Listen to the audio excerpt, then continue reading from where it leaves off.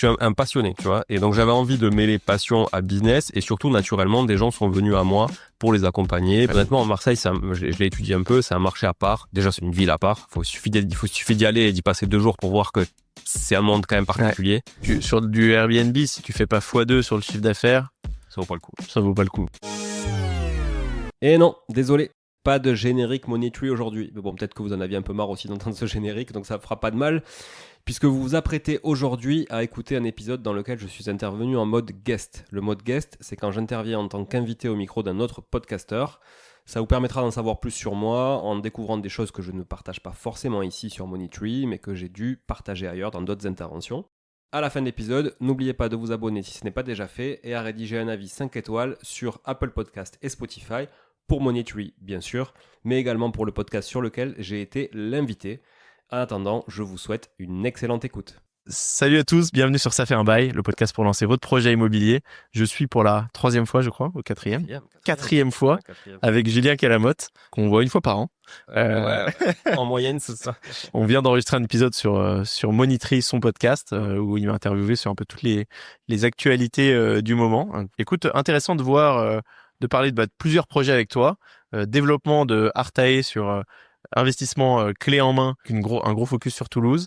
Toi, tu as investi au Algarve aussi, et j'aimerais bien qu'on parle un peu du Algarve, qui est la région un peu du sud du Portugal. Et on va parler d'investissement à l'étranger, voir si on peut financer ça depuis la France, voir si on peut aussi en profiter un peu pour se faire des vacances ou si ça fonctionne pas comme ça. Et il y a eu un 3e sujet que je trouvais intéressant, c'est que tu as lancé un studio de podcast à Toulouse qui s'appelait La Voûte Studio et que tu as revendu une fois que tu avais mis en place l'exploitation. Ouais. Et du coup, ça, je trouve ça intéressant d'un point de vue valoriser ses actifs, toujours. C'est vrai on veut pas revenir sur tout ton parcours, mais je pense que tu as ce truc de l'entrepreneuriat et un peu en toi, et du coup aller vraiment créer un truc un peu clé en main encore une fois, t'as permis de le vendre correctement. Donc voilà un peu les 3 sujets, si ça te va. Bah, ça me va, pas de souci. Et super. Petite représentation en 2 mots. Ouais, rapidement, donc Julien Calamotte, ça fait 15 ans un peu plus de 15 ans que j'ai commencé à investir dans l'immobilier. J'ai commencé avec des studios en centre-ville de Toulouse. Je suis né à Toulouse, j'ai vécu 5 ans au Canada, je suis revenu en France, j'ai commencé à réinvestir quand je suis à mon retour en France. Et puis j'ai acheté des locaux commerciaux, j'ai créé des boîtes, j'en ai craché, j'en ai revendu pour limiter la casse, on va dire. J'ai jamais trop gagné d'argent de ce côté-là. Et voilà, je me suis aussi lancé dans le marchand de biens en 2019. Quelques projets, comme tu disais, j'ai investi à l'étranger et j'ai détenu jusqu'à une 30aine de biens en même temps. Après, j'en ai arbitré, j'ai jonglé, etc. Là, il doit m'en rester entre 20 et 25, tu vois, parce que je prépare aussi une expatriation, donc j'ai quelques arbitrages à faire. Puis j'ai un focus sur Artae dont tu parlais, qui est l'investissement clé en main. Et je fais quelques OP de marchand à l'opportunité, mais je suis plus du tout actif sur la partie marchand, au sens où je vais chercher des deals. Voilà, c'est plus ça. Ça n'est plus. Effectivement, je suis podcasteur, mais bien moins volumineux que toi, on va dire, en termes de trafic et d'audience, avec Money Tree, qui est un podcast que j'ai créé parce que tu m'as donné envie, toi et Paco, notre confrère sur les investisseurs 4.0, de créer un podcast. J'avais envie ça me faisait kiffer ce que vous faisiez, en fait, de rencontrer des gens, de discuter. Donc. Et Money Tree sous-côté, il faut aller écouter parce que franchement, il y a beaucoup de volume, il y a beaucoup de volume d'épisodes, beaucoup de volume d'épisodes, et en plus il y a ton expertise qui est encore plus large que la mienne. Moi, j'ai pris principalement de l'expérience de mes invités, et toi, tu as fait beaucoup d'immobilier différents avant et aussi. Donc, non, franchement, moi, j'écoute, je suis auditeur aussi et j'aime beaucoup.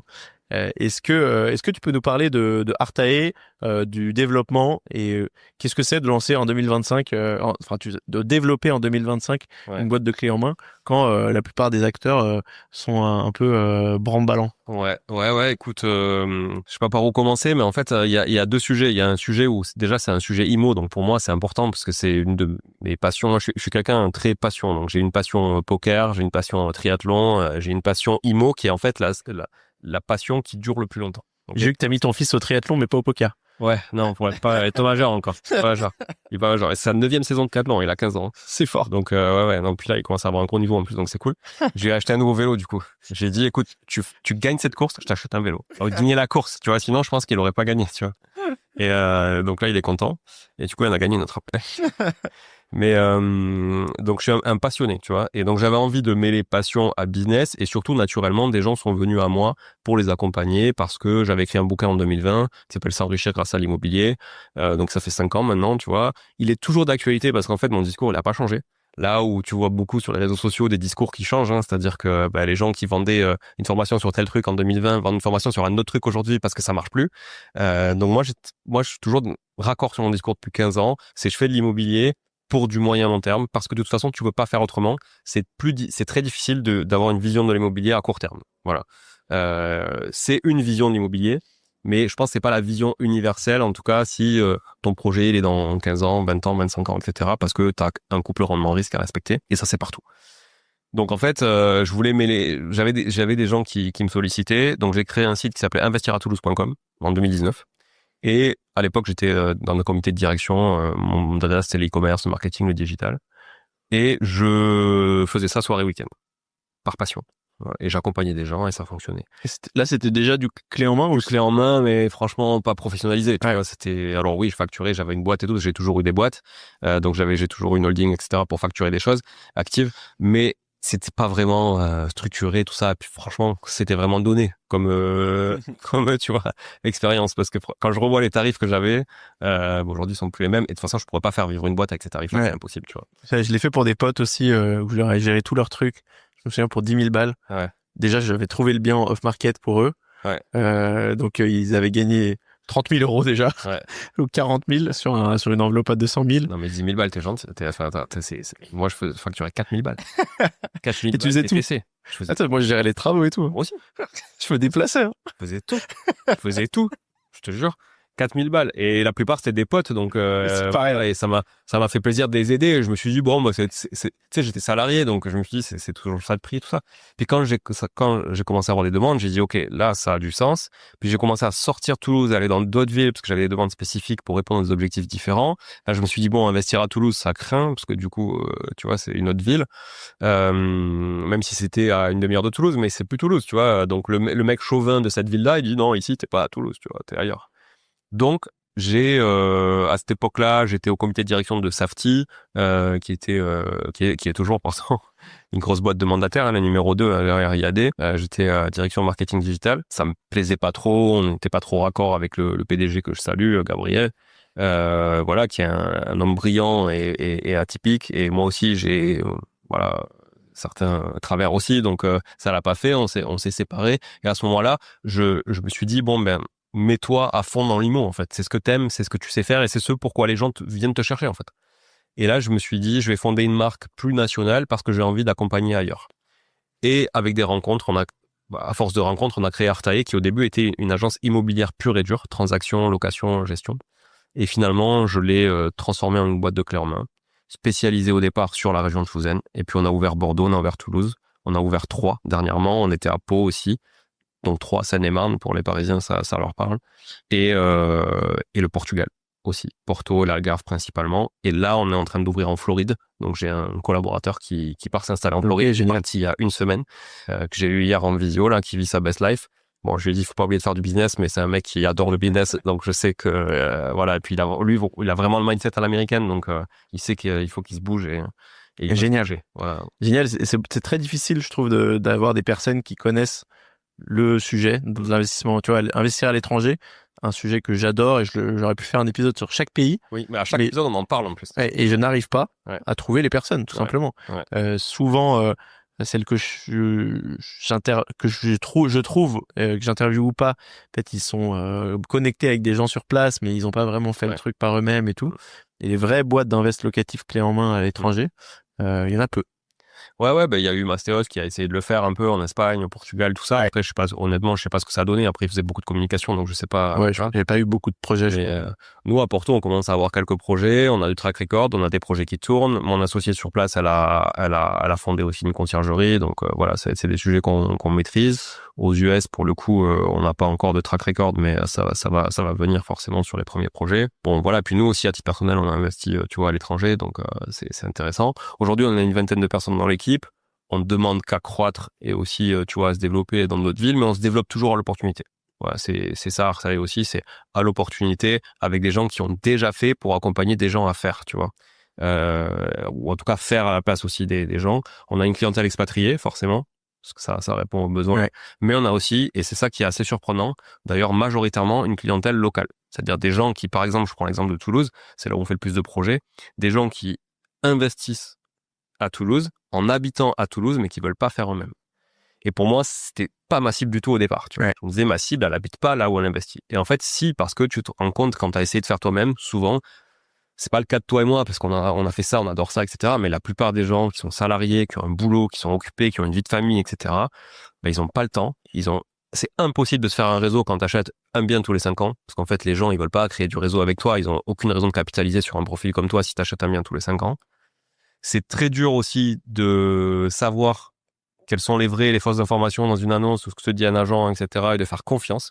Ouais. Et l'immobilier, c'est un métier de confiance. Et en fait, c'est un métier de relation et de réseau. Si tu l'as pas, c'est quasiment impossible de faire même pas des bonnes affaires, mais de faire des affaires tout court. Parce qu'en fait, tu n'oses jamais passer l'action. Tu n'as jamais l'élément de rassurance qui te dit, OK, let's go, c'est le bon truc. Voilà. Si on fait un combat un peu investir tout au même endroit versus diversifier la localisation, tu vois, il y a beaucoup de personnes, je pense, et moi, la question, je me la suis posée aussi quand j'avais déjà 2 colocs, donc 8 chambres au même endroit, à 2 minutes l'une de l'autre. Est-ce que j'en fais une 3e au même endroit ou est-ce que je vais aller développer une autre zone? C'est quoi un peu parce que toi, t'as investi, t'as été très concentré Toulouse, mais t'as aussi fait de l'étranger et d'autres villes et tout. Comment aujourd'hui tu déciderais ou t'aiderais des gens à décider de continuer à investir au même endroit ou de... Je pense que ça dépend, si tu fais tout seul. Ouais. Si tu fais tout seul, il vaut mieux être hyper connaisseur de ton marché et du coup être essorer tout ce que tu peux sur ton marché.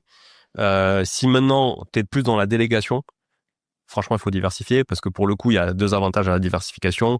C'est que tu dilues quand même ton risque géographique parce que les villes prennent pas toutes la même progression et appréciation des prix en même temps, au même moment, etc. Il y a des villes qui ont été surcotées qui maintenant consolident un peu, tu vois, ou corrigent. Je pense à Bordeaux, tu vois. Bordeaux a eu un effet LGV il y a une dizaine d'années. Les Parisiens sont arrivés avec un budget de Parisiens en disant hey, c'est pas cher ici. Donc ils achetaient, tu vois, plus cher, ils surenchérissaient parce que il y a une belle pierre, parce que Bordeaux, ça ressemble en plus un peu architecturalement à Paris, tu vois. Donc les Parisiens s'identifiaient. Du coup, ça a fait augmenter les prix. Aujourd'hui, ça corrige parce que avec le Covid, il n'y a pas eu que Bordeaux, il y a eu d'autres villes aussi. Puis les Parisiens finalement sont aussi revenus pour certains à Paris, parce que bon, ok, c'est toujours 2 heures de TGV. Et bon, c'est 2 heures plus 2 heures, tu vois. Quand tu dois revenir, c'est quand même 4 heures. Ouais, c'est clair. Si tu le fais tous les jours, c'est quasiment mort. Enfin, ça t'épuise, tu vois, au bout de 2 mois. Et puis si tu fais déjà un porte-monnaie, même toutes les semaines, le porte-monnaie. Puis le train, c'est le même prix qu'avant. Le train de Bordeaux, il est, il tape, hein. Ouais. Non, mais là, moi, j'ai pris le train, c'était plus cher que l'avion. À Paris, tu vois. C'est clair. Donc, et ensuite, il y a un autre avantage à ça, je trouve, c'est le kiff. Le kiff de se dire, ok, j'ai pas tout au même endroit. Alors, il y a le kiff de se dire, je suis un peu le roi du village. Ouais. Tu vois, ça, c'est un kiff de se dire, voilà. Mais bon, dans une grande ville, il y a toujours des gens qui sont meilleurs que toi, puissance 100 ou 1000. Ouais. Dans un petit village, c'est pas le cas. Mais il y a aussi le kiff de se dire, ok, en fait, j'ai un bien là. Et tu sais, tu mets des pins sur une carte et tu te dis, c'est cool, tu vois. Et le must, c'est quand t'es à l'étranger, effectivement, tu peux en bénéficier toi aussi, parce que souvent, l'investissement à l'étranger, c'est de la location courte durée, parce que t'investis dans des trucs quand même avec un attrait touristique. Et tu peux te dire, je me fais un kiff. J'y vais 15 jours dans l'année, tu vois, une semaine, un week-end, je bloque mon calendrier. Et ça, c'est aussi pas mal. Et là, pour le coup, tu peux non seulement diluer ton risque géographique en termes de ville, de typologie, mais aussi de pays et donc de régime politique, éventuellement. Ouais. Et éventuellement, là, je parle aux US, en Floride, de devises. Et en disant, ok, j'ai une partie de mon patrimoine qui est en dollars, tu vois, US, j'ai une autre partie qui est en dollars canadiens, une partie qui est en euros. Bon, le pesos, il faut éviter. Et non, mais tu vois, par exemple, l'Argentine, tout ça, enfin, c'est chaud, quoi. À mon avis, c'est chaud. Voilà. Ok. Toi, t'es un peu le roi du village toulousain. Ouais, le roi de quelques rues, tu vois. Quelques rues. Ouais. Est-ce que c'est quoi le point justement sur une ville comme Toulouse? Est-ce que c'est toujours une bonne ville pour investir? Combien ça coûte? Qu'est-ce qu'il faut y faire de la courte durée, de la longue durée, centre-ville, ville proche? Voilà un peu petit point sur l'immobilier Toulouse. Ça me fait plaisir comme question. Parce que j'adore Toulouse. J'adore Toulouse et je trouve que c'est une ville qui est extrêmement sous-cotée et c'est pas parce que je suis de Toulouse, je suis hyper objectif quand je dis ça, c'est-à-dire je regarde les chiffres, les stats, etc. Déjà aujourd'hui c'est la 3e ville de France, devant Lyon. Chose que... En nombre d'habitants? Ouais. Chose que peu de gens savent en fait. Et c'est aussi pour ça qu'elle est sous-cotée, c'est-à-dire que comme on a quand même un pays où il y a beaucoup de centralisation autour de Paris, tu vois, les gens regardent ce qui est à proximité de Paris. C'est quoi qui est à 2 heures de Paris? Tu vois, tu le disais tout à l'heure, on cherchait un château à 2 heures de Paris. Voilà, dans l'épisode qu'on a fait sur Money Tree. Et là, c'est un peu pareil.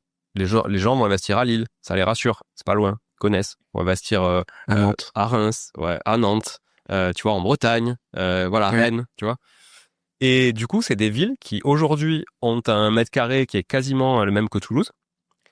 Sauf que c'est loin d'être dans les top 5 villes de France, tu vois. Ouais. Parce que la 4e, du coup, c'est Lyon. La 5e, c'est Nice. Tu vois. La 2e, c'est Marseille. Marseille qui est loin devant en termes d'habitants, 1,2 million ou 1,3 million. Ça a longtemps été dans les villes un peu sous-cotées, tu vois, où investir. Pendant longtemps, on m'a dit Marseille.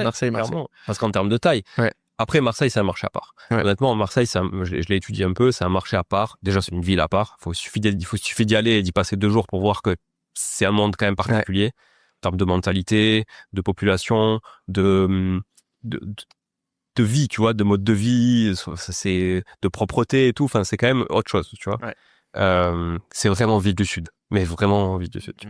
Toulouse, c'est ville du Sud-Ouest, donc c'est bonne ambiance, proche de l'Espagne, proche des Pyrénées, proche de l'Atlantique, proche de la Méditerranée. Enfin, tu vois, quand je dis proche, tout est à 2 heures, tu vois, à moins de 2 heures. Donc, t'as le choix. Tu peux aller sur la côte basque facilement, tu peux aller en Espagne facilement, tu peux aller au Pas de la Case, en Andorre, tu vois. Les gros skieurs, bon, on va dire les Pyrénées, c'est pas foufou, mais t'as quand même, tu vois, de quoi faire. Et surtout, c'est une ville étudiante phénoménale, toujours dans le top 3 des villes étudiantes en France depuis 15 ans. Et c'est une ville étudiante particulière, c'est une ville étudiante dans laquelle les étudiants restent après leurs études. Et ça, c'est un bon indicateur. Déjà, ça veut dire que tu as une croissance démographique qui est solide, parce que chaque année, poum, tu as une nouvelle population d'étudiants qui reste, avec des étudiants qui ont des projets, qui ont envie de travailler. Donc, ça veut dire que la dynamique économique, elle est bonne, tu vois.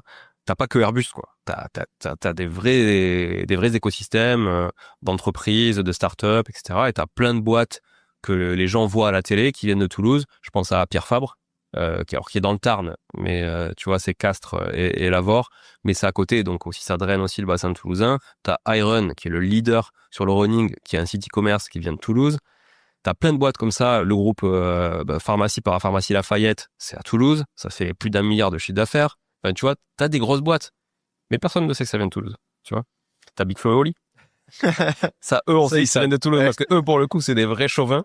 Voilà, que j'aurais aimé recevoir sur un podcast spécifique, tu vois, à Toulouse. Parce que eux, pour le coup, c'est vraiment des vrais ambassadeurs de Toulouse. T'as Antoine Dupont, tu vois. Ouais, il y a le rugby. Voilà, non, mais t'as une vraie culture. Et en fait, et Toulouse, c'est une ville où justement, tu peux croiser Antoine Dupont dans la rue quand tu te balades. Tu peux croiser Big Flo et Oli parce qu'ils habitent au Carme, qui est un quartier assez sympa dans Toulouse. Enfin, tu vois, tu croises tous ces gens-là, en fait. C'est un petit village, mais pourtant, c'est la 3e ville de France. Et en termes d'immobilier, les gens l'ont pas encore pricé trop, tu vois. C'est quoi les prix? Prix au mètre carré moyen, t'es à 4 000 €, à peu près 4 200, tu vois, un truc comme ça. Mais dans les quartiers les plus chers, t'es à 7 000, tu vois, okay. 7 000, 7 500. Donc moi, là où j'ai beaucoup investi massivement, je suis dans le quartier à 6 500, tu vois, c'est le Triangle d'Or dans Toulouse. Ouais. Mais tu peux avoir des quartiers, évidemment, à 1 000 € du mètre carré, il faut pas trop aller. Hein. C'est plutôt les cités où les voitures brûlent le 31 au soir, décembre. Mais après, tu as des quartiers à 3 000, 3 500 où il fait bon investir. Attention, les prix que je donne là, c'est pas le prix sur un studio. Hein. Les studios, c'est toujours plus cher, on sait, c'est là où il y a le plus de rendement au mètre carré. Voilà. Si tu dois faire une OP un peu chiffrée d'un bon produit éventuellement que tu achètes avec Artae, tu vois. Ouais. C'est quoi un truc qui fait un peu kiffer sans faire rêver Nous, le produit qu'on fait le plus chez Artae, ou que moi j'ai fait aussi, et j'ai commencé comme ça, c'est le studio hypercentre, ou au centre-ville, tu vois, un centre élargi, proche d'un métro ou tout à pied en centre-ville, où tu vas être sur une acquisition travaux inclus, donc c'est-à-dire acquisition plus travaux, donc bien rénové, autour de 140 000 €. Tu vois. Okay. 145 000 € c'est le prix d'un studio autour de 20 mètres carrés à Toulouse, qui va se louer entre 650 et 690 €. Ok. Ok. Donc c'est un rendement brut autour de 5,5-6%. Voilà. plutôt 5,5 d'ailleurs, parce que les prix ont tendance à augmenter et pas forcément trop les loyers. T'as pas de plafonnement des loyers, comme tu peux l'avoir à Lyon. D'ailleurs, les projets qu'on fait à Lyon, c'est jamais dans Lyon, en fait. C'est très rare qu'on fasse des projets dans Lyon, on les fait plutôt autour, tu vois, ça va être Villefranche-sur-Saône, ça va être même Mâcon, ça va être Bourg-en-Bresse. En fait, plus on va aller chercher du rendement, plus on va s'éloigner évidemment d'une grande ville. Voilà. Et ça, on est capable de le faire aussi. On fait des immeubles en dehors de Toulouse, on fait des immeubles en dehors de Lyon. Voilà, on fait aussi des gros projets, tu vois. Tu fais de la courte durée aussi ou pas? Ouais, mais très peu. D'accord. Très peu parce que c'est pareil. Moi, j'en ai fait beaucoup à titre personnel de la courte durée. Tu vois, j'en ai eu jusqu'à 6 en même temps qui tournaient dans Toulouse, enfin, on va dire à 200 mètres, tu vois, à vol d'oiseau. Hyper centre-ville, beau quartier. Et en fait, la problématique de la courte durée pour moi, c'est que c'est la course à la déco. Tous les 2 ans, tu es obligé de refaire ta déco si tu veux que ton produit soit au goût du jour par rapport aux nouveaux biens qui arrivent sur le marché. Moi, en 2019, quand j'en faisais pas mal, il y avait 3000 biens sur Toulouse, tu vois. Aujourd'hui, t'en as 6005. Sur Airbnb sur Toulouse. Ouais. Donc, il n'y a pas plus de gens qui ont besoin de se loger pour du business à Toulouse ou pour du tourisme, tu vois, même s'il y a un peu de tourisme, il y a Canal du Midi, tout ça, mais voilà, donc. Et en fait, c'est ça, c'est la course je trouve, à la déco, etc. Et en plus, moi, je le faisais en mode conciergerie, tu vois, parce que je n'avais pas le temps de m'occuper de ça, j'avais pas envie. Puis si tu veux en faire beaucoup, au bout d'un moment, soit t'en fais ton métier et tu fais ça toi-même et tu peux dupliquer, soit sinon tu donnes une conciergerie. Et au final, le gap de marge entre un rendement longue durée et un rendement courte durée, bah, tu le files à la conciergerie quand tu délègues tout. Donc finalement, voilà, c'était pas vraiment très intéressant. Ça peut l'être sur un petit studio, tu vois, à Toulouse. Mais encore une fois, il y a beaucoup de concurrence. Donc, quand tu rajoutes le prix de la déco, tu vois, du coût de rafraîchissement que tu fais quand même tous les 2-3 ans, quand tu fais le bilan à la fin d'un investissement, et c'est souvent ce que je dis, c'est que le bilan, il faut le faire à la fin de l'investissement et pas au début, sur un fichier Excel, bah, c'est toujours... en fait, tu te rends compte que c'est pas l'Eldorado, quoi. Ok. Est-ce que ton avis sur la typique qu'on voit un peu partout? Alors, moi, personnellement, j'adore. Après, faut assumer le fait que c'est plus difficile à revendre. Donc en fait, si tu le gardes en te disant c'est 15-20 ans, et je suis prêt à la limite à perdre de l'argent quand je revends parce que j'aurais fait mon beurre avant sur l'exploitation, rendement, vision court terme, ou sur le remboursement du capital si j'ai une vision plus long terme, à ce moment-là, oui, ça peut être intéressant. Mais moi, j'en ai fait d'atypique. J'ai fait justement un studio au podcast dans un bien qui est atypique. Donc c'est un bien hyper centre-ville, rez-de-chaussée, et dessous une cave voûtée en ce qu'on appelle la brique foraine, la brique rose qui fait la renommée de Toulouse, hein, c'est pour ça qu'on appelle la ville rose. Tixit, les chansons de Nougaro aussi. Nougaro, pardon. Nougaro, c'est un circuit à côté de Toulouse, de Claude Nougaro. Et du coup, j'ai tout fait. J'ai fait la location longue durée dedans. J'ai fait de la location courte durée à l'intérieur. Et après, j'en ai fait un studio podcast. Et en fait, j'ai trouvé que en faire un studio podcast, c'était la meilleure idée que j'avais jamais eu de ma vie. C'est par rapport à ce bien. Parce que la courte durée, c'était atypique, ça plaisait, tout ça. C'était chouette. Mais il y avait quand même le côté, j'ai une chambre en souplex, donc j'ai pas forcément, tu vois, de fenêtres. Donc même si y passer une nuit, 2 nuits, ça va, mais y passer une semaine, c'est compliqué. En longue durée, j'y arrivais quand même, mais bon, c'était plutôt des gens qui étaient un peu, tu vois, qui étaient prêts à vivre dans le noir, quoi. Donc c'était un peu compliqué. Et studio podcast, je me suis dit, ok, let's go, ça c'est top, tu vois, ça s'y prête hyper bien. Tu peux faire du bruit, bon, même si c'est pas sur une musique, mais tu peux faire du bruit, tu peux accueillir des gens, c'est tranquille. Donc t'avais un peu la salle opérateur en haut, accueil. Opérateur, ouais, bureau. Et en bas, je sais pas, ça faisait combien c'était quoi la taille, le prix 47 mètres carrés. Ouais. 47 mètres carrés au global. T'avais une bonne partie qui était dans la cage d'escalier. On avait fait un petit sas pour relier en fait la cave au rez-de-chaussée parce qu'en fait il fallait sortir du bâtiment, passer par la cour, donc ça rentre aussi dans l'espace. Donc je dirais en haut t'avais à peu près 23 mètres carrés et en bas une vingtaine de mètres carrés, tu vois, mais voûté. Donc t'avais 2 mètres 10 tu vois, en haut de la voûte et sur les côtés c'était assez bas. Tu vois. C'est ça qui me faisait peur aussi. Mais au final, on l'a fait, ça fonctionnait bien. Et j'ai pu aussi le revendre à quelqu'un qui m'a sollicité pour justement faire un studio à podcast. Il voulait ouvrir une franchise d'une boîte qui fait beaucoup de studios à Paris, hein, qui a une dizaine de studios, je pense. Ça. Ouais. Voilà. Podspace. Podspace, ouais. Il voulait ouvrir une franchise Podspace. Et en fait, je lui ai dit, tu veux ouvrir une franchise Podspace, mais tu veux le faire dans mon studio. Qu'est-ce qui t'apporte Podspace? Il me dit, porte un site de réservation. Je lui dis, je l'ai. Ça s'appelle La Voûte Studio. Enfin, La Voûte Post Studio. Il existe, il fonctionne. Je l'ai payé, on l'a développé, etc. Il m'apporte la notoriété. Je lui dis, est-ce qu'ils ont de la notoriété à Toulouse versus nous, où on a déjà une page Google, des commentaires, tu vois, une petite notoriété, une page Insta, etc.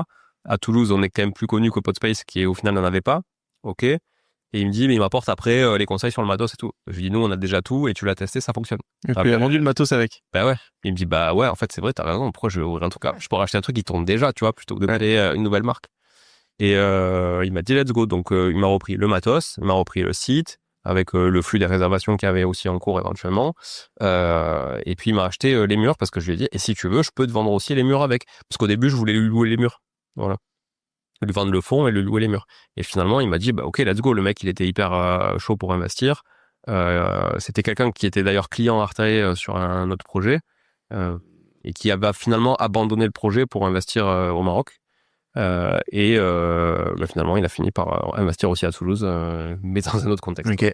Tu aurais un peu les chiffres de ce que tu arrivais à louer en longue durée, en courte durée, en podcast, avec toutes les galères et investissements que ça implique, tu vois, mais qu'on se dise, vas-y, même produit un peu atypique, différentes exploitations, avec des fourchettes, tu vois, qu'est-ce qu'on peut en faire, quoi. Longue durée, j'ai le loyer en tête, 750 €. Ok.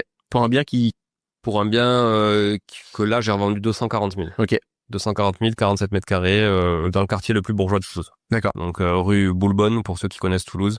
En plus, elle vient d'être refaite, piétonnisée, magnifique. Enfin, vraiment les beaux quartiers pour moi.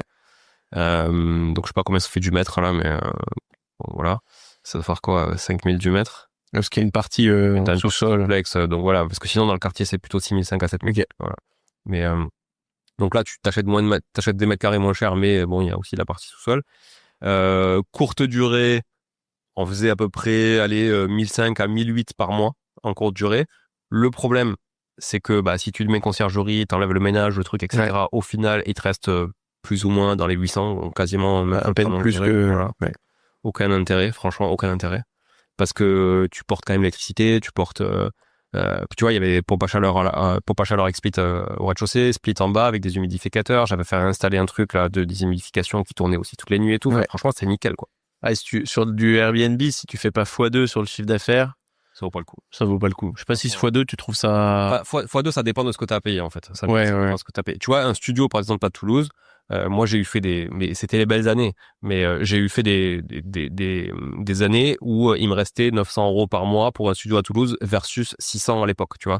Donc là, tu faisais 50% de plus de rendement, c'était intéressant. Après, on payait la conciergerie, le ménage. Après, il y avait moins de concurrence. Ouais, je disais x2 sans le plus, tu vois. Ouais, voilà. Sans la conciergerie, sans les frais, quoi. Ouais, non.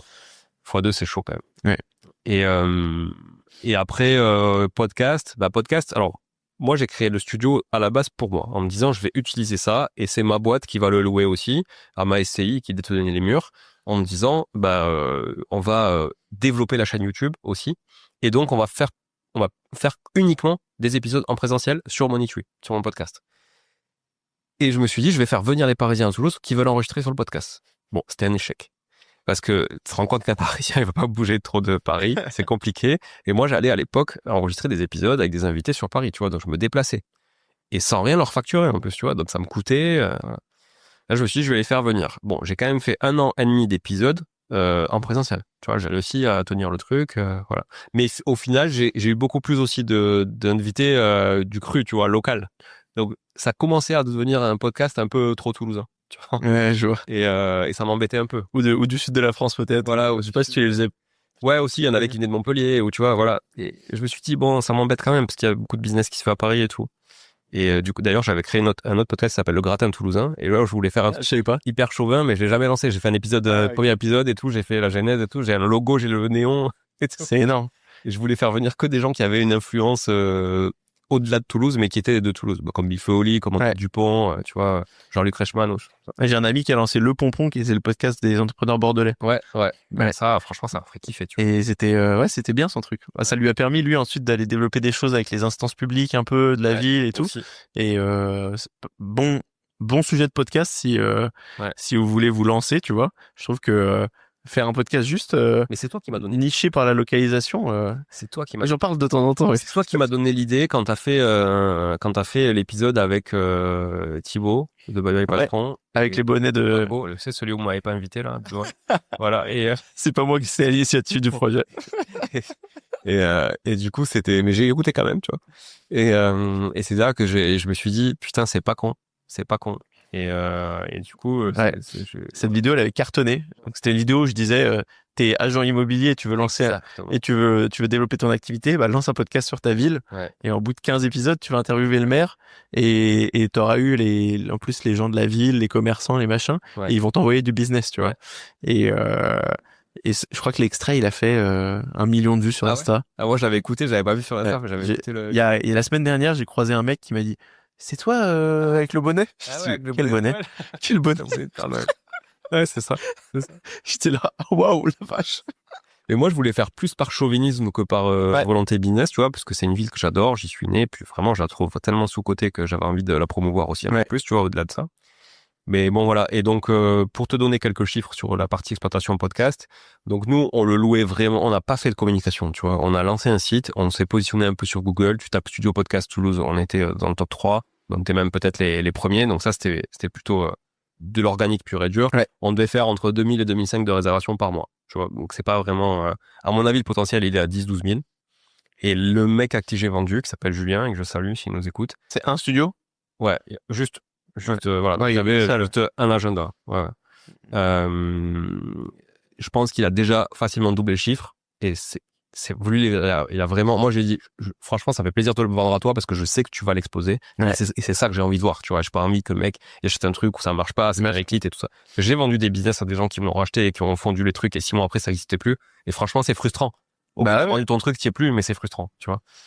Et lui, j'ai dit, OK, je sais que le mec, il a du coup, t'es client maintenant. Et ouais, je suis, alors client, pas vraiment, parce qu'il me fait pas payer, mais, t'es un peu dans le deal. Alors, toi, t'as vraiment le tout. T'as vraiment le beurre et l'argent du beurre, quoi. Tu dis enregistrer quand tu veux, mais j'en abuse pas. Franchement, j'y suis allé 3 fois. Et du coup, je suis en train de refaire un studio, mais pas pour le louer, pour une utilisation perso, dans les locaux qu'on a achetés en centre-ville, de Toulouse pour l'agence, en sous-sol. Toujours, je finis toujours dans les caves. En sous-sol, je suis en train de recréer, on a fini les travaux, là. Donc là, il faut que je le meuble et on fait un truc pour juste notre contenu YouTube perso, les webinaires. Ok. Voilà. Trop bien.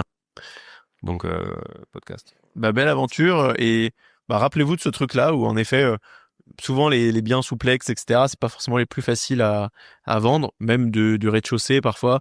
Et alors, on vous demande pas d'aller faire toute l'installation en disant je vais forcément avoir un boulanger, je vais acheter des fours à 20 000 balles et des machins, comme ça je vais vendre un boulanger.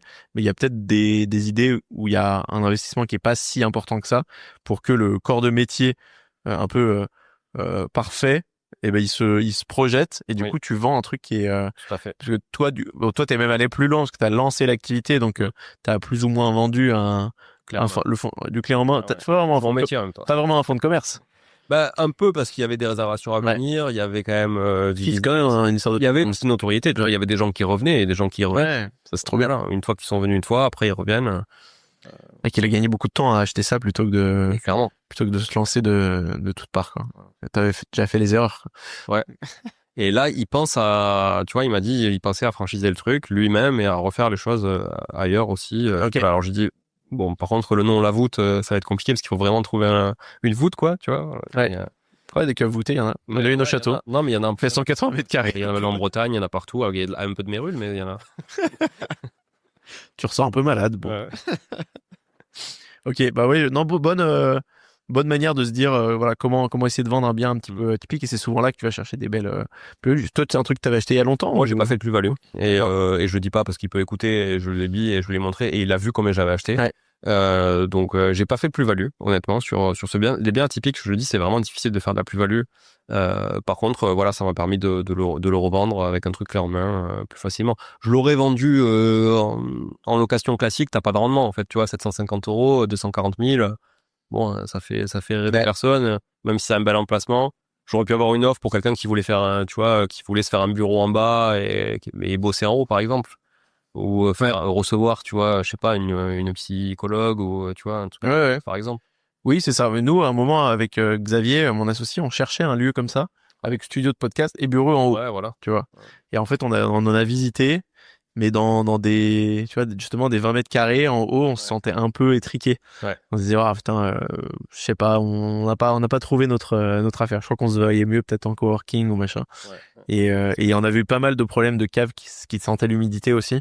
Et on était là. C'est un sujet, sur les sous-sols. Exactement. Et on se voyait pas, on se disait, allez, si à un moment il y en a un qui, genre, tes 4 heures en enregistrement parce que tu fais t'en enchaînes 2, si à la fin tu te sens pas bien, quoi. C'est pas moi, j'avais vraiment tout fait, tu vois. J'avais installé un système qui déshumidifiait et tout, qui tournait nickel. On était à 50% de taux d'humidité, tu vois, tout le temps. Parfait. Ok, trop bien. Et moi, je suis assez épaté par la variété, la diversité de tous ces business que tu développes. Et en plus, tu remets tu me dis que tu pars à l'étranger, donc tu pars au Canada. Donc encore plus épaté par l'idée que tu vas pouvoir, et j'espère en tout cas, continuer à l'exploiter et bien l'exploiter à distance, 100% à distance. Peut-être que tu auras du business à faire là-bas, hein, j'imagine. Mais voilà, comment tu gères aujourd'hui et est-ce qu'il y a une transition aussi dans ton organisation quand tu imagines ton départ, quoi? Parce que je crois que ça arrive, hein, c'est ça, moi. Alors, il y en a sur plusieurs choses. Il y a Artae, 2 les projets, le patrimoine perso, et 3 les projets marchands de biens que je continue de faire aussi régulièrement.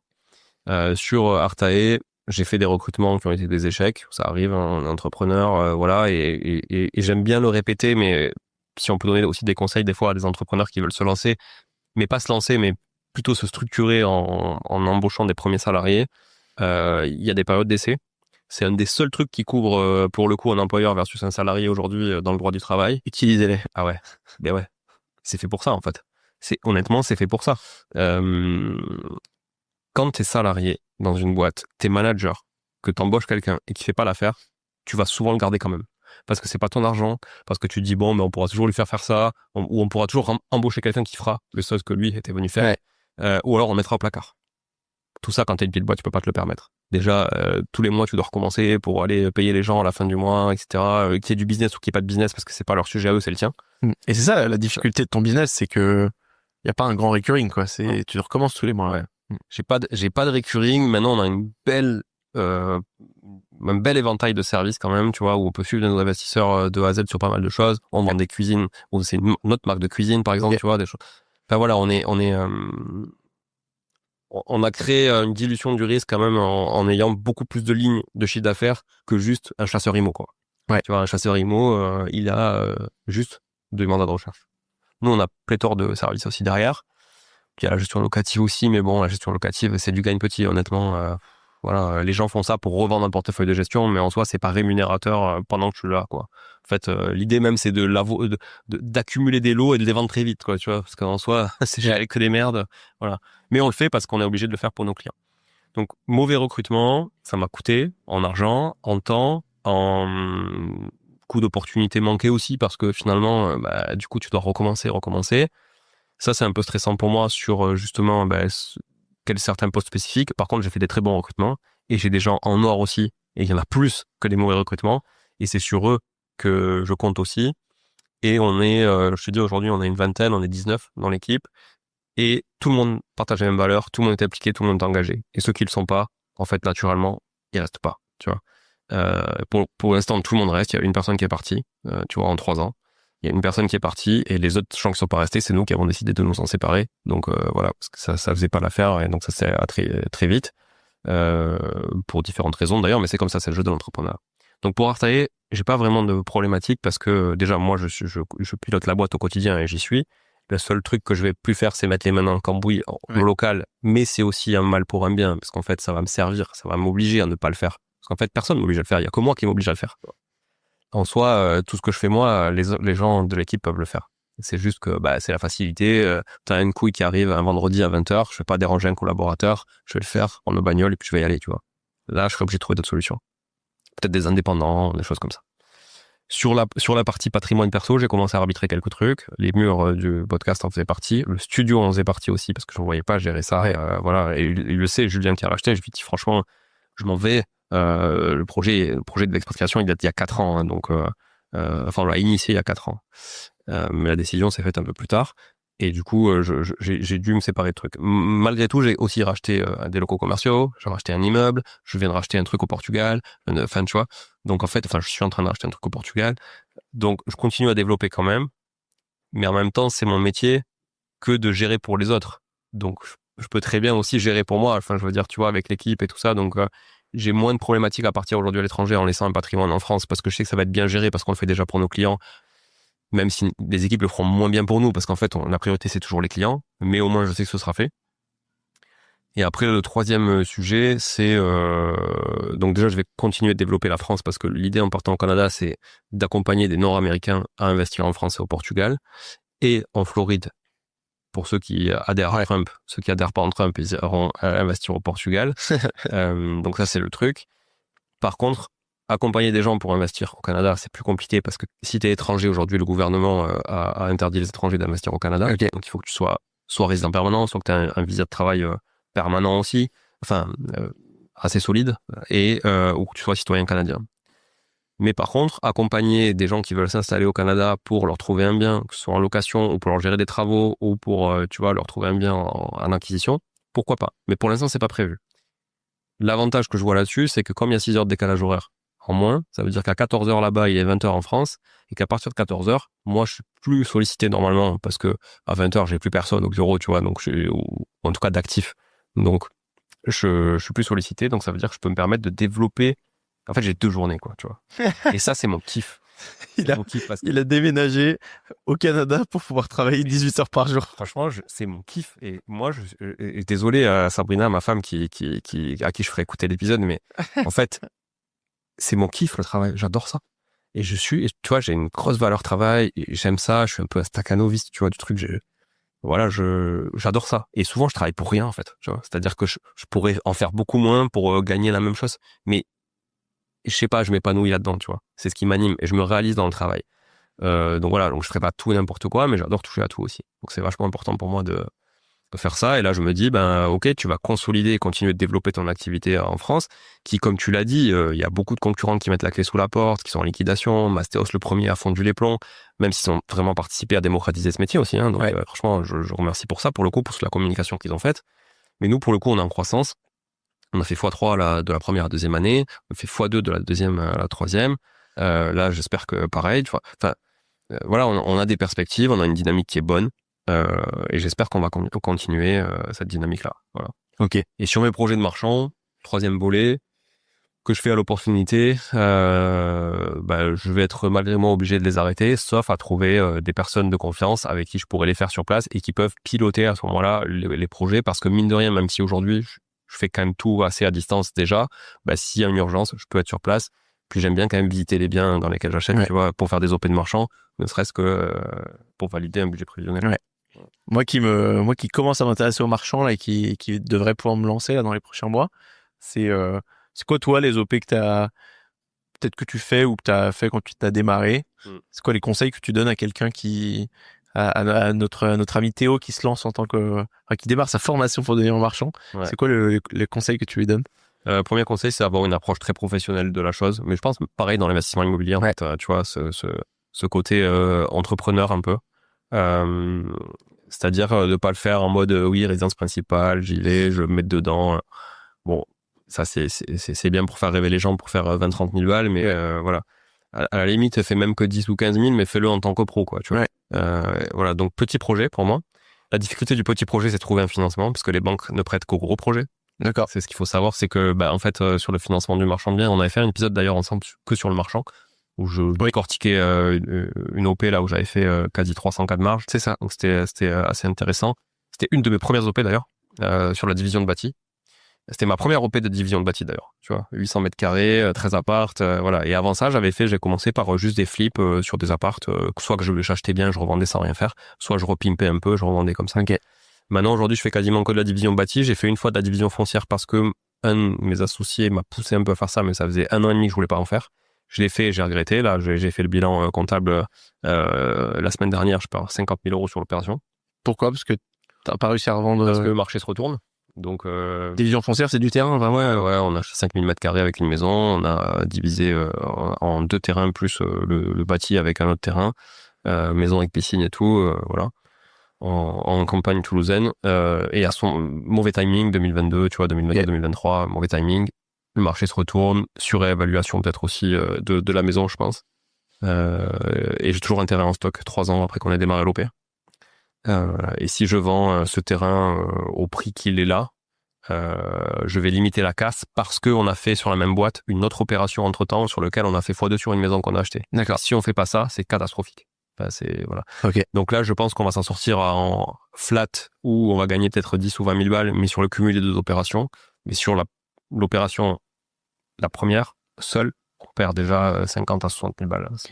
J'aime bien que tu présentes les choses de manière transparente là-dessus, parce qu'aujourd'hui, il y a beaucoup de communication sur le métier de marchand, et c'est pas en ayant lu un livre sur le marchand de biens et en ayant déjà fait juste une OP d'IMO que ça vous garantit de faire 50 000 euros de marge sur votre OP, quoi. Totalement. On a Julien qui a acheté des dizaines et des dizaines de biens, qui a fait des dizaines d'OP de marchands, et qui tu fais encore des OP où tu perds de l'argent. Bien sûr. Et c'est pas la seule. Il y en a une autre là. Ça fait 3 ans qu'on a l'immeuble. On l'a vendu 2 fois.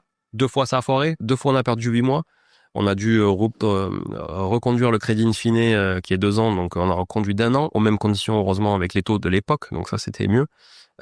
Mais c'est assez catastrophique. Et là, du coup, on va finir par faire l'opération, nous, parce qu'on voulait revendre en bloc. On va finir par faire l'opération et on va sortir une marge à la sortie. Mais en fait, on avait, là, pour le coup, c'est pas de bol, quoi, tu vois. 2 fois, on vend des promoteurs.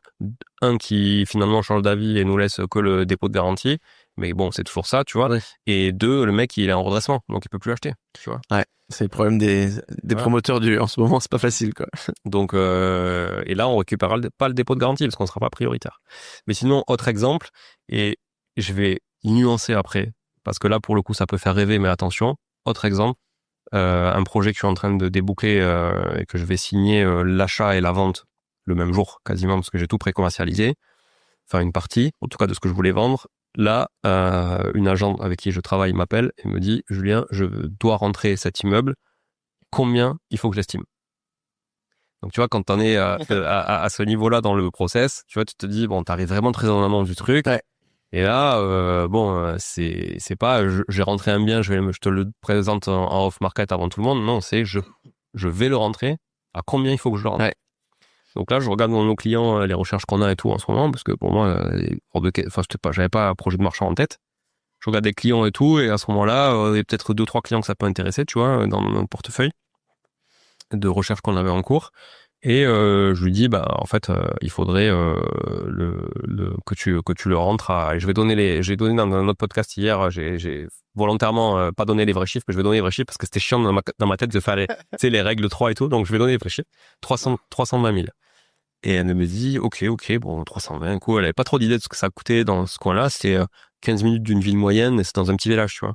Et moi, franchement, dans un petit village, j'ai pris ceinture bretelle parce que moi, je fais que de la ville moyenne ou de la grosse ville. Et j'ai aucune idée, tu vois, de la pension locative dans les petits villages et tout ça. Ouais, c'est pas facile. On part quelques reculs, tu sais, ça joue à pas grand chose des fois. Et donc, je me table sur 14 points de rendement brut, tu vois. Je me dis là, t'es large, tu vois. Parce que tout était loué. 8 apparts, tout est loué, des garages individuels fermés, tu vois, tout ça. Isolation de tout, c'était une longère encore de ferme, tu vois. Isolation refaite par l'extérieur, toiture neuve, toiture à 50, tu vois. Assainissement autonome aussi qui avait 6 ans, tout refait, bien entretenu et tout. Je peux te dire 14% de rendement brut, sachant que t'as aucun travaux à venir à part quelques appartements qu'il y avait à réseau. C'est beau. Voilà. Tu les achètes tous. Donc, voilà. Donc, là, je dis, let's go. Et elle m'appelle une semaine après, elle me dit, bon, c'est bon, ça y est, j'ai rentré le mandat. Bon, il est un peu tiqué, j'ai rentré à 325. Bon, je dis, ok. Ok, c'est cool. Et je présente à des clients. Et là, c'est quelque chose qu'on vit souvent dans les boîtes clés en main. Et je pense que si des confrères m'écoutent ou me regardent, ils vont me dire, ah ouais, ok, putain, je compatis. Je présente, et puis là, le client dit, ah, je suis en vacances, je sais pas, je te répondrai plus tard. Ah, ah, ouais, mais attends, mais j'ai ça comme question, ça. Je dis, là, faut y aller, en fait. Vous y allez, c'est maintenant ou jamais, en fait. C'est ça qui est dur, c'est que t'es dans une démarche commerciale la majorité du temps. Et à un moment, il y a une pépite incroyable qui arrive. Ouais. Et du coup, tu dois la sortir, quoi. Ben ouais. Et là, tu te dis, putain, attends, je peux pas laisser passer un truc comme ça, tu vois. Donc, je dis, tant pis, je prends moi. Je prends moi et je le garde dans mon patrimoine. En fait, je le mets sur notre SCI familiale et je le garde parce qu'en fait, ça va nous cracher un truc sympa, tu vois. Ça générait, je crois, 1000 à 1002 de cash flow positif. Alors, tu sais qu'en plus, tu me connais, je hais ce mot cash flow. T'es pas un mec du cash flow. Ouais, non, c'est pas du tout mon univers. Et là, je me suis dit, franchement, il y a une vraie, ça, c'est cohérent dans ma diversification, tu vois. Parce que c'est pas le type d'investissement que j'ai l'habitude, mais c'est cohérent versus les trucs très patrimoniaux que j'ai à côté. ou hybride. Et puis là, je fais quand même des calculs, tu vois, je fais un vrai BP sur mon tableau marchand et tout. Et là, je me dis, attends, je dis à l'agent qui me l'a vendu et je dis à l'agent qui est dans mon équipe chez Artae et qui fait que de la transac, je dis, estime-moi les 8 biens à la revente. Et là, elle m'estime le truc, elle m'estime 629 000 euros de revente. Et là, je dis, attends, net vendeur, tu vois. Et là, je dis, ouah, attends, il y a un truc à faire. Franchement, il y a un truc à faire. Et donc, je regarde tout, je dis, attends, j'ai quoi comme travaux à faire? Bon, il y a un locataire qui râlait parce qu'il fallait changer 2 fenêtres et mettre une EMC, tu vois, dans sa salle de bain parce qu'il arriverait jamais. Bon, ok. Je dis, ok, bon, au final, j'ai 10 000 balles de travaux à faire, quelques diags, un peu de copro, 5 000 balles, tu vois, géomètre. En plus, bon, j'ai un copain qui fait ça, franchement, au final, ça me coûte moins cher. Plus le notaire, le dépôt du règlement de copropriété et tout. Bon, en plus, je sais que je suis à l'aise avec le sujet, tu vois, donc j'ai pas besoin de faire des devis. Et là, je fais le truc et tout, et je me dis, bah, en fait, il y a moyen de faire quasiment x2, quoi. Ouais. Enfin, tu vois, je fais 290 000 euros de marge sur le papier. Et là, je fais signer une autorisation de pré-commercialisation au vendeur, et en plus, je lui essaie de lui négocier une vente à terme, tu vois, pour payer après avoir été propriétaire, tu vois, dans les 2 mois, pour pas sortir de cash et pas faire de financement. Bon, il refuse la vente à terme, pas de wall. Donc, je dis, bon, c'est pas grave, je vais me débrouiller. Et là, je suis donc sous compromis, je signe bientôt, là, sûrement que quand l'épisode va sortir, j'aurai déjà signé. Et en fait, j'ai dit, on commercialise pas tout. Moi, je veux en vendre 4, mais en restant majoritaire. Donc, je garde les plus grands, en fait, en termes de tantième. Mais j'en vends 4, ça me rembourse quasiment l'acquisition. Un petit peu moins, tu vois. Je fais 260 000 de ventes, là, sur les 4. Et donc, j'ai 310 000. Ah oui, parce que j'ai fait une offre à 310, du coup. Et c'est passé à 310. Donc, 310 plus les frais notaires réduits avec l'engagement de revente, je crois que je dois être à 320 000 balles, tu vois. Ok. Plus un peu de travaux, 325, et j'ai 260 qui vont re-rentrer dans la même journée ou la semaine qui suit l'acquisition au final, parce que tout est pré-commercialisé, les gens ont eu leur financement aussi sur les 4 lots, donc nickel. Et après, je me laisse le choix de les revendre ou de les garder, finalement, ça me fera un revenu avec quasiment, tu vois, rien payé. Donc en fait, là, finalement, ton TRI, et si j'en vends un de plus, mon TRI sur le 3 dernier, il est infini, parce que j'aurais mis 0 euros, quoi. Ça montre que être à la source, c'est quand même la clé pour les marchands. En tout cas. Je vais nuancer. Je vais nuancer. Pourquoi j'ai pu faire ça? Parce que ça fait 15 ans que je développe un réseau. Ça fait 15 ans. Si j'étais allé toquer à la porte de cette personne-là, donc déjà on a fait une dizaine de projets ensemble avant, ok, pour des clients à nous, pour moi, voilà. Donc le premier bien que j'ai acheté avec cette personne, c'était en 2019, ok. En 2022, elle m'aurait jamais amené un bien comme ça, ni même peut-être en 2023, etc. Et depuis, on a fait des projets. Et elle voit que 6 ans après, je suis toujours là, tu vois. Mais si, comme je vois souvent, aller taper aux portes des agences, si j'étais allé voir cette personne-là il y a 3 mois, et je vais taper à la porte de son agence, bonjour, je suis marchand de biens, je suis investisseur, si vous avez une opportunité, pensez à moi. C'est quoi ta preuve, en fait, de confiance, tu vois? C'est quoi la preuve que tu es sérieux, que tu vas aller au bout, que tu vas avoir ton financement, voilà. Et c'est le long terme. Et ce qui est important, je pense qu'il faut retenir si je peux donner un conseil, c'est vraiment, à chaque fois que vous prenez une décision, vous la prenez pour le long terme, et surtout, vous la prenez dans l'intérêt aussi de la personne qui est en face de vous, pas que de vous, quoi. Voilà. Ok. C'est pour ça que j'ai accès à ça, quoi. Bah écoute, très bon conseil, ça marche pour le marchand, ça marche pour le business, ça marche pour l'immobilier classique. À côté à vendre, ça marche. Il faut le chérir ce réseau. Bah ouais. C'est un peu ce qu'on fait avec nos podcasts aussi, c'est qu'on rencontre plein de monde, on le développe. En tout cas, trop bon épisode. Départ au Canada dans quelques semaines. Ouais, départ dans quelques semaines. Je pense que je sais pas quand tu vas sortir l'épisode, mais je serai peut-être dans l'avion ou parti. C'est ça. Et puis écoute, le prochain épisode, c'est soit au Canada, soit en France, mais tu me parles de. Te connaissant, je doute pas que tu auras déjà mis la main sur quelques biens là-bas. J'ai voulu acheter au Canada d'ailleurs. Ouais. J'ai voulu acheter. Je suis allé pour visiter une semaine, tout ça, et finalement je vais louer. Okay. Tu vois, ça aussi c'est un sujet. Souvent on dit sur résidence principale, louer, etc. Moi j'ai toujours acheté mes résidences principales en France. Et là pour le coup, je vais louer. Tu vois. D'accord. Parce que tu veux tester ou parce que t'as vu les chiffres et tu t'es dit ça vaut mieux? Parce que je connais pas suffisamment le marché pour savoir si j'achète bien, pas bien. Parce que c'est des économies quand même, le Canada et les États-Unis, qui sont très dépendantes des marchés financiers. Tu vois, parce qu'il y a une culture quand même de marché financier, de la bourse et tout ça. Il y a Trump qui est à côté. Il y a des velléités d'annexion, qui sont pas sérieuses, mais au final, je pense que lui, tu vois, bon, on a vu ce qu'il était capable de faire. Voilà. Il y a des choses comme ça. Et en fait, comme je sais pas combien d'années je vais rester, Et si je pars du Canada, peut-être que j'aurais pas envie de garder des biens là-bas aussi, tu vois, si je vais dans un autre pays demain. J'ai pas envie de subir le momentum de revente. Parce qu'il y a rien de pire dans l'immobilier que de subir le moment où tu dois le revendre, tu vois. Parce que sur le long terme, tu sais que tu perds pas d'argent. Par contre, si tu subis un mauvais cycle, bah, du coup, c'est pas bon, quoi. Voilà. Donc, il y a ça. Mais je serais ravi de, tu vois, par contre, je pourrais acheter un bien locatif, tu vois, pour le coup. Parce que je sais que j'aurais pas de nécessité de le revendre forcément. Donc, tu vois, un chalet au bord d'un lac que tu loues en location courte durée, ça me fait kiffer. Ça, c'est un truc, je sais, ma femme le sait. C'est une petite, tu vois, case à cocher. Ça sera votre petite maison de vacances. Franchement, ça me ferait vraiment kiffer de recevoir, tu vois, des gens que je côtoie depuis des années sur ce monde-là, dont toi, etc. De se faire une petite session là-bas. Et d'ailleurs, le prochain Team Building Artae va se passer là-bas en février 2026. Ah, trop stylé. Voilà. On a fait Marrakech l'année dernière, la Garve l'année d'avant, et là, j'emmène toute l'équipe au Canada. Génial. Petit chalet au bord du lac. Ouais, bon, tu vois, les petits chamallows. Bon, alors là, ça sera au mois de février quand je les amène tous pour, tu sais, voir vraiment la vraie vie de l'hiver. Mais en automne, franchement, là, j'y étais en automne. J'ai de la famille au Canada, je l'ai fait plusieurs fois, en été comme en hiver. Et ouais, j'ai pris je me souviens, j'avais fait les sources d'eau chaude dehors à eau à 40 et au-dessus en moins 35. T'as les cils qui gèlent et tu fais ça de 3 minutes, t'as la peur. C'était une bonne expérience. Ouais, c'est chouette. Bon, bah, merci Julien, c'était trop cool. Avec plaisir. Et il faut que tu reçoives Andrea. Andrea, qui est mon associé sur le Portugal, parce qu'elle est hyper calée sur l'investissement en Portugal. Ça fait longtemps que semi-portugais. C'est ça. 50%. Ça va, ça fait aussi. Il y a un épisode qui va s'enregistrer avec Andrea, c'est sûr, parce que ça fait longtemps que je veux le faire. J'ai du mal à trouver en plus une experte, donc c'est pas juste pour se faire plaisir. En plus, je vois que t'as mis les chaussettes Portugal, donc franchement, j'aime beaucoup l'attention. Allez, ciao Julien, et merci à tous d'écouter le podcast jusqu'au bout. On se retrouve la semaine prochaine. J'ai une petite pause, je sais pas quand est-ce qu'il sortira, mais j'ai une petite pause en début d'année. Mais là, on repart très très fort. Et avec de plus en plus d'envie en plus, vu que je lance les OP de marchand, les trucs, ça me donne envie de tout défoncer sur le podcast. Donc voilà, merci à vous d'être là encore après 5 ans, et puis à très vite pour un prochain épisode. Bon, si vous êtes là, c'est que vous avez écouté jusqu'au bout et a priori, l'épisode vous a plu. Si c'est bien le cas, n'hésitez pas à le partager autour de vous.